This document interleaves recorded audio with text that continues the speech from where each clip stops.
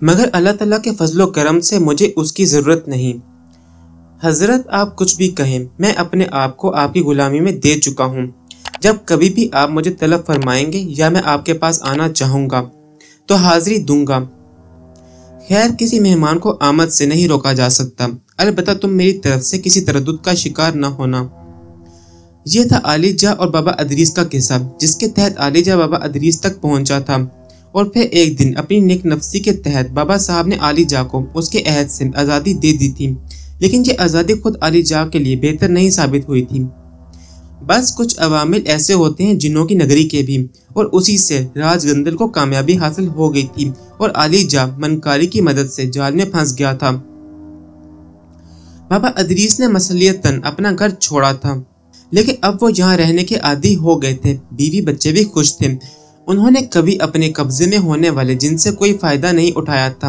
यही वजह थी कि उन्हें राजगंदल की हरकतों का कोई पता नहीं था। लेकिन उस दिन एक अजीब वाक़या पेश आ गया। बाबा अदरीस बाजार से सौदा सलफ लेने निकले थे और उस वक़्त वो बाजार से गुजर रहे थे कि उन्हें अपने एक पड़ोसी हाजी हैदर अली शाह नजर आए। ये सुबहान गली में बाबा अदरीस के घर से थोड़े ही फासले पर रहते थे और बाबा अदरीस से उनकी अच्छी खासी सलाम दुआ थी। हाजी हैदर अपने दामाद इम्तियाज अहमद के साथ किसी काम से उस शहर आए हुए थे जहां बाबा अदरीस की ससुराल थी। बहुत अरसे के बाद अपने एक पड़ोसी को देखकर बाबा अदरीस तेजी से उस जानिब बढ़े और उनके सामने पहुंच गए। हाजी साहब, अस्सलाम वालेकुम, खूब नजर आए आप। हाजी हैदर ने चौंक कर बाबा अदरीस को देखा और उनकी पेशानी पर नागवारी की शिकनें फैल गईं। तहाँ उन्होंने बड़े खुशक और सर्द लहजे में कहा, कहिए अदरीस अली साहब, कैसे मिजाज हैं आपके? अरे गले नहीं मिलेंगे हाजी साहब, इतने अरसे के बाद मुलाकात हुई है। कहिए इम्तियाज मियाँ, आप खैरियत से हैं? बाबा अदरीस अली हाथ फैलाकर हैदर अली की तरफ बढ़े थे, लेकिन हाजी इम्तियाज कुछ कदम पीछे हट गए और अपनी खजालत मिटाने के लिए उनके दामाद इम्तियाज अहमद से मुखातिब हुए थे। ठीक हूँ बाबा साहब।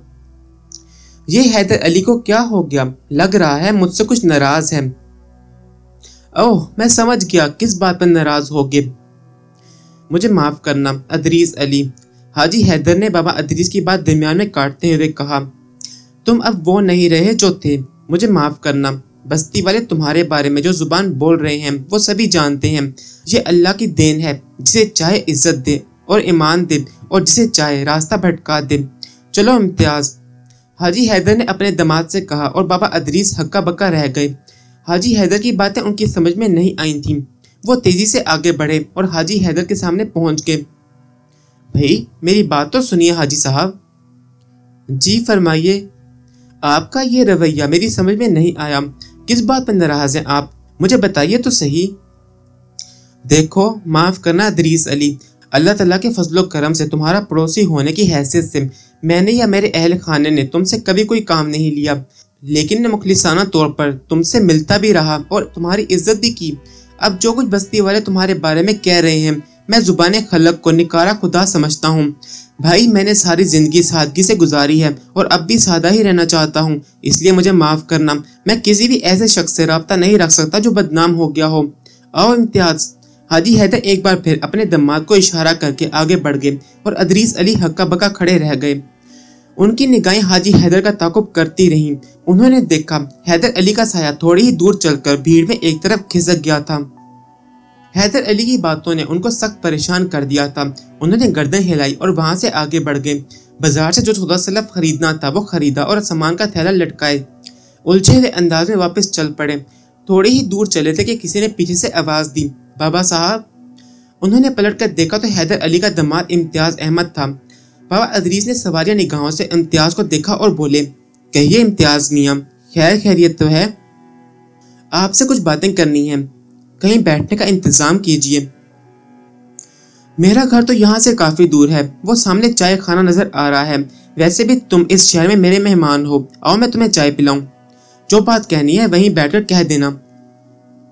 चाय खाने की मेज पर बैठकर बाबा अदरीस ने चाय तलब की और फिर इम्तियाज से बोले, हैरानी की बात यह है कि हाजी साहब मेरी समझ में नहीं आए। उनके और मेरे दरमियान तो बड़ी अच्छी इस्लाम दुआ थी, इसी वजह से तो मैं छुप कर आपके पास आया हूँ। अब वो ढूंढते फिर रहे होंगे। असल में मुझे आपसे बात करनी थी बाबा साहब। सुभान अली की खैरियत बताओ, सब लोग ठीक है ना? अरे छोड़िए सब लोगों को, आप मुझसे बात कीजिए। देखिए बाबा साहब, इस दुनिया में नेकियों का गुजर नहीं रहा है, और फिर हाजी साहब ने भी मुझे घर दमाद बना रखा है, लेकिन मेरी हैसियत एक उठाई कीड़े की सी है। कुछ भी नहीं मिलता घर से रोटी कपड़े के सिवा।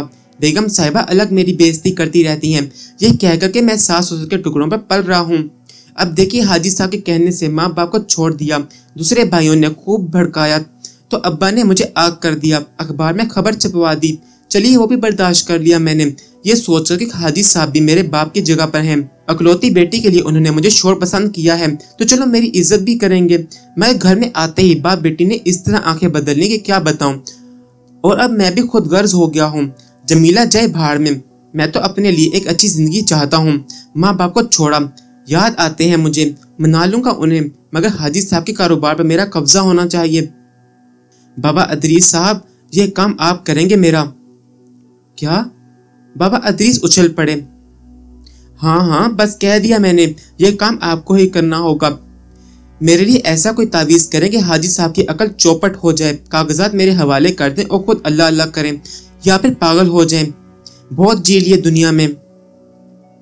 बाबा अदरीस की आंखें हैरत से फटी हुई थीं। उन्होंने कहा, तुम्हारा दिमाग खराब हो गया है इम्तियाज अहमद, मैंने आज तक इंसानों की भलाई के लिए काम किया है, ये तुम मुझसे कैसी फजूल बातें कर रहे हो? हाजी साहब को नुकसान पहुंचाने की कोशिश मैं करूं? तुम्हें मालूम है वो मेरे कैसे दोस्त रहे हैं। अमाल छोड़ो बाबा अदरीस, कमाओ खाओ ऐश करो, 20% कमीशन दे दूंगा उनकी जायदाद में से।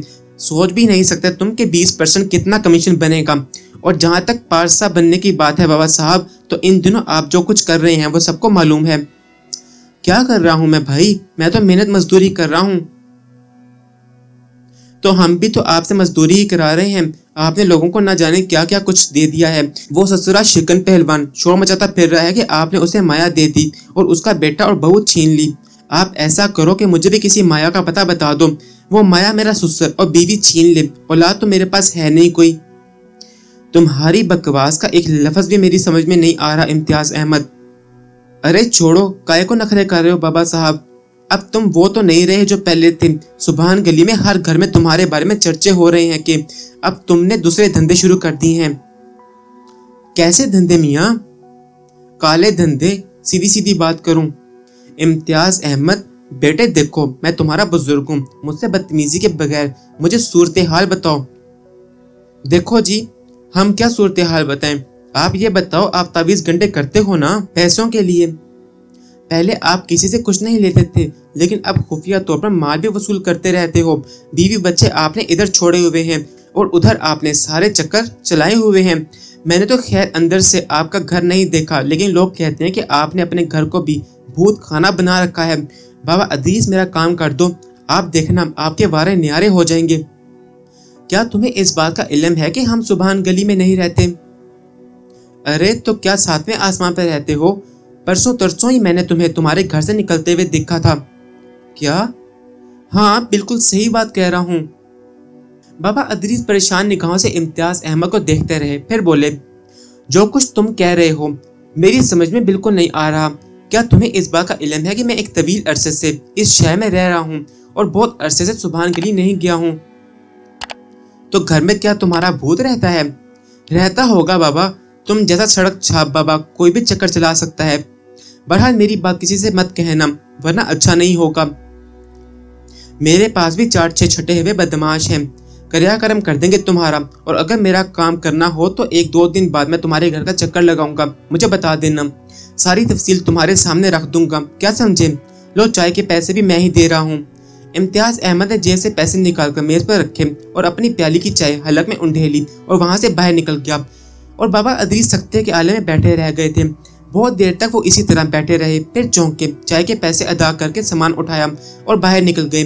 कदम मन मन भारी हो रहे थे और ज़हन न जाने कहाँ कहाँ की खाक छान रहा था। घर पहुंचे तो चेहरा उतरा हुआ था। बीवी ने जल्दी से सामान लेते हुए कहा, खैर तो है, तबीयत तो ठीक है? हाँ, अल्लाह का फजल है, बस ऐसे ही बाहर जरा मौसम सख्त था। बीवी ने ठंडा पानी पिलाया तो बाबा अदरीस ने कहा, मैं थोड़ी देर आराम करना चाहता हूँ, जरा सुकून और खामोशी की जरूरत है। आप फिक्र ना करें, कमरे में लेट जाइए, सर दुबा दूं? नहीं, बस थोड़ी सी तन्हाई और सुकून दरकार है। नीम तारीख माहौल में बिस्तर पर लेट कर बाबा अदरीस तमाम तर सूरत हाल का जायजा लेने लगे। हाजी हैदर तो बहुत अच्छे आदमी थे, नेक और मिलनसार, कारोबारी थे और अच्छी खासी हैसियत के मालिक थे। अगलौती बेटी की शादी करके बेटी के छोर को घर दामाद बना रखा था, लेकिन इस वक्त उनकी बेरुखी समझ में नहीं आई। और फिर इम्तियाज अहमद ने जो फजूल बातें की थी वो नाकाबिले फहम थी। आखिर किस्सा क्या है? खास तौर से उसके ये अल्फाज के परसों ही उसने सुभान गली में मुझे देखा था। बड़ी हैरतनाक बात है, उन्होंने तो तवील अरसे से सुभान गली का रुख नहीं किया था। जब बहुत ही ज्यादा उलझ गए तो पहली बार उन्होंने आली जा को आवाज दी, आली जा, जहां भी हो मेरे पास पहुंच जाओ। कुछ ऐसी उलझन का वक्त आ गया है कि हमें तुम्हारी जरूरत दरपेश है, जरा हमसे मुलाकात करो। कुछ तौकुफ के बाद फिर उन्होंने आलिजा को आवाज दी, लेकिन 4-5 आवाजें देने के बावजूद आलिजा जब ना पहुंच पाया तो बाबा अदरीस ने हैरत से कहा, भाई क्या तुम भी नाराज हो गए हो? पहले तो तुम हमारे बगैर वक्त ही नहीं गुजारते थे, जरा देर हुई और तुम पहुंच गए। अब हम तुम्हें पुकार रहे हैं तो तुम्हारा कोई निशान नहीं है। खैर, जिस वक्त भी फरागत हो हमसे आकर मिलो, हम उलझे हुए हैं। वो दिन गुजरा, दूसरा दिन गुजरा और जब तीसरा दिन भी गुजर गया और आलिजा ना आया तो बाबा और सख्त परेशान हो गए। उन्होंने बीवी से कहा, हम जरा सुभान गली जाना चाहते हैं, बहुत अरसे से वहां की खबर नहीं ली। मेरा दिल भी चाह रहा है, अपना घर अपना ही होता है, कब से मैंने अपने घर को नहीं देखा। अब तो बुरी तरह गर्द और मिट्टी में अटा हुआ होगा। मैं भी चलूं अगर आप इजाजत दें तो, और अगर यहीं वापस आना है तो घर साफ सुथरा करके चले आएंगे। नहीं, अभी मुझे तन्हाई जाने दीजिए, कुछ काम है, बाद में अगर मुनासिब हुआ तो आपको भी ले चलूंगा। ठीक है, जैसी आपकी मर्जी, बीवी ने खुश दिली से कहा और बाबा अदरीस सुभान गली जाने के लिए तैयारियां करने लगे। बाबा अदरीस के भेस में राजगंदर ने जो पानी की बोतल दी थी उसे बड़ी अकीदत और एहतराम के साथ चौधरी शाहनवाज अपने घर लेकर पहुंच गया। खुश था कि उसका मसला हल हो जाएगा। हमीद खान भी उनके साथ ही था। अर्शिया की याददाश्त मुकम्मल तौर पर वापस आ जाए और हमें हमारी बच्ची मिल जाए हमीद खान, मुझे नई जिंदगी मिल जाएगी। चोट पड़ी है तो होश आ गया है। इंसान जब तक चोट नहीं खाता सुलझता ही नहीं, संभलता ही नहीं। हमीद खान ने इस बारे में कोई तबसरा नहीं किया था। फिर अर्शिया को गिलास में वो पानी पीने के लिए दिया गया। अर्शिया ने पूछा, ये क्या है चौधरी साहब? अर्शिया, कुदरत पर भरोसा तो है कि शायद हमें हमारी उम्मीदों का मरकज मिल जाए। हमारी बच्ची जिसे हम कुछ भी नहीं दे सके। हम ऐसे मुफलिस माँ बाप हैं कि अपनी बच्ची को कोई नाम भी नहीं दे सके। अर्शिया, इन्हीं तमाम चीजों के लिए जिद्दोजहद कर रहा हूँ। बेशक उस कम बखत जादूगर ने तुम्हारे ज़हन को माफ कर दिया है, लेकिन फिर भी तुम्हारे दिल में अपनी बच्ची की जुस्तजू तो खिसकती होगी। चलो छोड़ो, मैं क्या गमनाक बातें शुरू कर देता हूँ। लो ये पानी पियो, अल्लाह ने चाहा तो बेहतर ही होगा। अर्शिया ने वो पानी ले लिया जो बोतल से गिलास में उंडेल दिया गया था। उसने गिलास को दोनों हाथों से पकड़ा और फिर उसके मुंह से बिस्मिल्लाह निकला। लेकिन जैसे ही उसके मुंह से बिस्मिल्लाह निकला और उसने गिलास को अपने होंठों तक ले जाने की कोशिश की तो अचानक एक हल्का सा धमाका हुआ और गिलास रेजा रेजा हो गया। पानी नीचे गिर पड़ा। थोड़ा सा पानी अर्शिया के कपड़ों पर भी गिरा था। शाहनवाज बुरी तरह चौंक पड़ा और उसके मुंह से निकला, अरे ये क्या हुआ? अर्शिया भी हैरान रह गई थी। उसने खौफज़दा से लहजे में कहा, कुछ भी नहीं, मैंने गिलास को मजबूती से पकड़ा हुआ था, वो गिरा भी नहीं मेरे हाथों से। बस मैंने बिस्मिल्लाह कहा और गिलास एकदम रेजा रेजा हो गया और पानी। अर्शिया ने अपने हाथों को देखा और फौरन उसके हलक से एक दिलखराश चीख निकली। उसके हाथों पर बारीक बारीक नन्हे नन्हे कीड़े रेंग रहे थे, स्याह और सफेद रंग के इंतहाई बदनुमा कीड़े। अर्शिया के हलक से मुसलसल चीखें निकल रही थी। एक लम्हे तक तो चौधरी शाहनवाज कुछ न समझ सका, लेकिन फिर उसने भी अर्शिया के हाथों पर रेंगते हुए कीड़ों को देखा। पानी अर्शिया के लिबास पर भी पड़ा था और जमीन पर भी, और अब साफ नजर आ रहा था कि बहुत ही बारीक बालों जैसी पतले और मनहूस शक्ल के कीड़े जमीन पर भी रेंग रहे हैं। अर्शिया की दहशत भरी चीखों से पूरा कमरा गूंज रहा था। वो तो शुक्र था कि दरवाजा बंद था, वरना आवाजें बाहर जाती। शाहनवाज घसीट कर अर्शिया को बाथरूम तक ले गया। اس نے اس کے ہاتھ دھلائے، لباس صاف کیا، کیڑے صاف ہو گئے تھے، بیسن اور غسل خانے کے فرش پر بہتے ہوئے نالی میں چلے گئے تھے۔ خود کو سنبھالو ارشیا، لباس تبدیل کر کے باہر آؤ، میں کمرے سے باہر جا رہا ہوں، اور خبردار اپنے آپ کو سنبھالے رکھنا، کسی کو یہ بات بتانے کی ضرورت نہیں ہے۔ ٹھیک ہو جاؤ، بالکل کوئی ایسی بات نہیں ہے۔ آپ یہ پانی مجھے پلا رہے تھے؟ یہ پانی آپ مجھے پلا رہے تھے؟ ارشیا کو اب کائیاں آنے لگیں۔ اللہ کا شکر ہے تم نے پانی نہیں پیا۔ ارشیا، لباس تبدیل کر کے باہر آؤ۔ چودھری شاہ نواز کو خود بھی چکر آ رہے تھے۔ یہ کیا قصہ ہے؟ یہ کیا ہو گیا ہے؟ وہ باہر آ گیا اور راہداری کے ایک ستون سے ٹیک لگا کر کھڑا ہو گیا۔ کچھ دیر کے بعد ارشیا بھی باہر آ گئی، اس کا چہرہ پیلا ہو رہا تھا۔ چودھری صاحب، آپ یہ پانی کہاں سے لائے؟ کیا آپ کو پتا تھا کہ اس میں اتنے سارے کیڑے موجود ہیں؟ چودھری صاحب، آپ مجھے یہ پانی کیوں پلا رہے تھے؟ چودھری شاہ نواز پھٹی پھٹی آنکھوں سے ارشیا کو دیکھ رہا تھا۔ اس کے پاس اس کے سوالوں کا کوئی جواب نہیں تھا۔ ارشیا سسکنے لگی اور بولی، ایک طرف تو آپ مجھ سے اتنی محبت کا اظہار کرتے ہیں کہ میں شرمندہ ہو جاتی ہوں۔ آپ یقین کریں، مجھے بالکل یاد نہیں آتا کہ میں نے اپنا ماضی کہاں گزارا ہے۔ میں کون ہوں؟ میں نے تو چودھری صاحب بس آپ پر بھروسہ کر لیا ہے۔ میں انکل حارث کے پاس بہت خوش تھی، وہ مجھے اپنی سگی بیٹیوں کی مانند چاہتے تھے، حالانکہ انہوں نے مجھ سے صاف صاف کہہ دیا تھا کہ میں ان کی اولاد نہیں ہوں۔ اگر وہ مجھ سے یہ بات نہ کہتے چودھری صاحب، تو میں اپنے آپ کو ان کی بیٹی ہی سمجھتی۔ پھر چودھری صاحب آپ اس انداز میں میرے سامنے آئے، انکل حارث نے بھی مجھے اس بات کی تصدیق کر دی کہ میں آپ کی بیوی ہوں۔ چودھری صاحب، آپ نے آج تک میرے ساتھ بہت اچھا سلوک کیا ہے، مجھے بیوی کہنے کے باوجود آپ نے میرے ذہن پر بوجھ نہیں ڈالا۔ میں صرف یہ معلوم کرنا چاہتی ہوں چودھری صاحب کہ یہ کیا چیز تھی جس میں کیڑے پڑے ہوئے تھے۔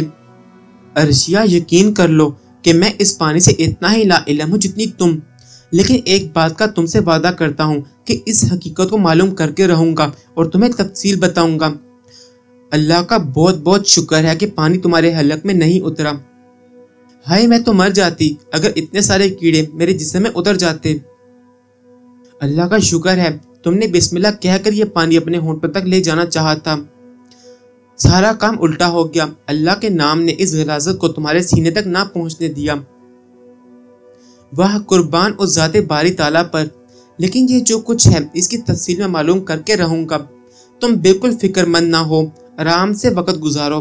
بعض اوقات انسان کے گناہ سر چڑھ کر بولتے ہیں۔ میں بہت برا آدمی تھا ارشیا، نہ جانے کتنوں کا دل دکھایا ہوگا، جس کی مجھے یہ سزا مل رہی ہے۔ خیر، میں تم سے ایک بات کا وعدہ کرتا ہوں کہ اس پانی کی حقیقت معلوم کر کے رہوں گا۔